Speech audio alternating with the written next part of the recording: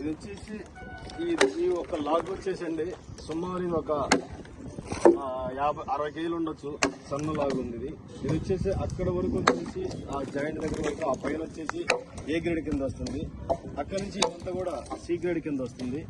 అట్లాగే ఈ దొంగ వచ్చేసి ఈ బి గ్రేడ్ కింద వస్తుంది. అంటే ఇక్కడ సగం వరకు మంచిగా ఉంది, పైన బాగాలేదు కాబట్టి బి గ్రేడ్ కింద వస్తుంది. ఇదైతే కనుక సి గ్రేడ్ కింద వస్తుంది. కాబట్టి ఇక్కడ A grade, B grade, C grade నిర్ధారించేది మెయిన్ ఒక లాగ్ బాగా ఉపయోగపడుతుందంటే నెంబర్ 1 గా బొమ్మ కావచ్చు, ఫర్నిచర్ ఇచ్చేది కావచ్చు. అట్లా ఉంటే కనుక ఏ గ్రేడ్ కింద తీసుకుంటారు.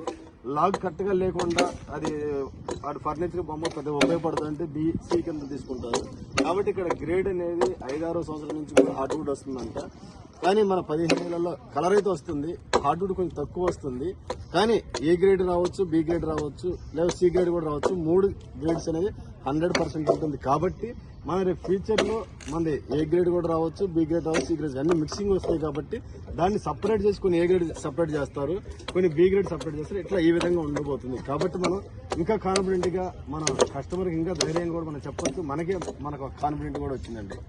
Thank you. ఇది వచ్చేసి బి గ్రేడ్. ఇదంతా కూడా ఆల్మోస్ట్ మధ్య వరకు ఏ గ్రేడ్ వస్తుంది.